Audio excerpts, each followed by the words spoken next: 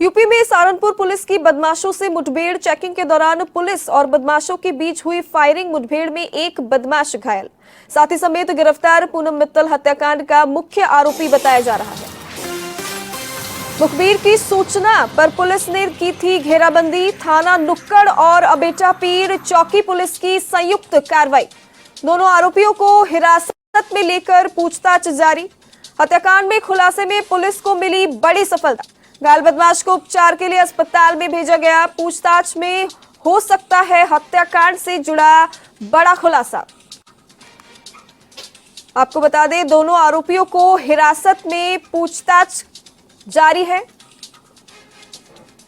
हत्याकांड में खुलासे की आशंका। घायल बदमाशों को उपचार के लिए अस्पताल भेजा गया। पूनम मित्तल हत्याकांड का मुख्य आरोपी बताया जा रहा है घायल। चेकिंग के दौरान पुलिस और बदमाशों के बीच हुई फायरिंग और मुठभेड़ में एक बदमाश घायल। यूपी के सहारनपुर की घटना। यूपी में सहारनपुर पुलिस की बदमाशों के साथ मुठभेड़ हो गई थी। चेकिंग के दौरान मुठभेड़ हुई थी और पुलिस और बदमाश के बीच फायरिंग हुई। मुठभेड़ में एक बदमाश घायल हो गया, साथी समेत उसको गिरफ्तार किया गया और बताया जा रहा है कि पूनम मित्तल हत्याकांड का मुख्य आरोपी हो सकता है बदमाश।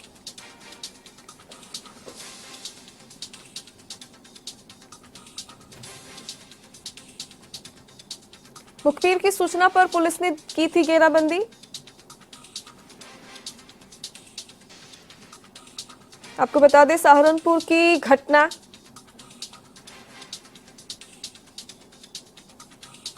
थाना नुक्कड़ और अबेटा पीर चौकी पुलिस की संयुक्त कार्रवाई।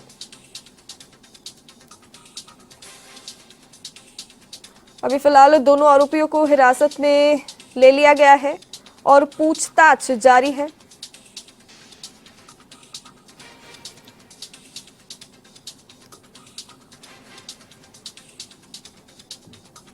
हत्याकांड के खुलासे में पुलिस को मिली बड़ी सफलता। और फिलहाल इसी खबर पर अधिक जानकारी के लिए हमारे संवाददाता योगेश आर्य हमारे साथ जुड़ चुके हैं। योगेश, ये जो बदमाश घायल हुए हैं और मुठभेड़ जो हुई है, क्या जानकारी आ रही है?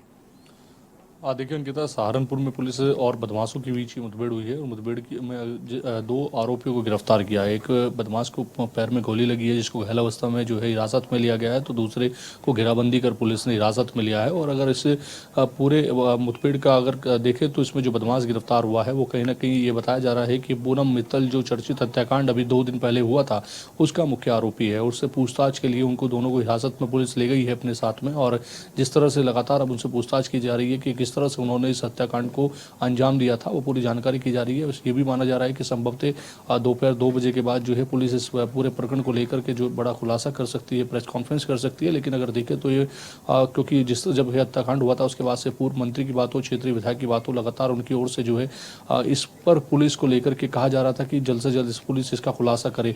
इतना ही नहीं, व्यापारी की पत्नी की हत्या के मामले को लेकर के अम्बेटा इलाके में जो बाजार है वो भी बंद किया गया था। व्यापारियों ने रोष जताया था, जिसको लेकर के एसएसपी ने वार्ता की थी। एसएसपी की वार्ता के बाद बाजार खुला था और ये भी कहा गया था कि जल्दी इसमें आरोपियों को धर दबोचा जाएगा। सीसीटीवी के माध्यम से 3 दिन लगातार जो पुलिस है वो इसकी छानबीन कर रही थी। सर्विस लांस के माध्यम से पुलिस जो फोन ट्रैकिंग है उसको कर रही थी। इसके साथ साथ क्योंकि घर में जब गला काटकर हत्या करने का मामला सामने आया था, उसके बाद जब पुलिस पहुंची थी तो वहां पर सबसे संदिग्ध मामला यही निकलकर सामने आया था कि 2 से 3 जो वहाँ पर गिलास रखे थे वो कहीं ना कहीं संदिग्ध मामला था। उसको लेकर के पूरी तरह से लगातार जो है यही मामला बनता नजर आ रहा था कि आखिरकार इसको देखते हुए किस तरह से आरोपी जो है वो कहीं ना कहीं हो सकते हैं, आसपास के इलाके के हो सकते हैं। तो उसको लेकर के पूरी तरह से पुलिस जो है वो जांच पड़ताल कर रही थी।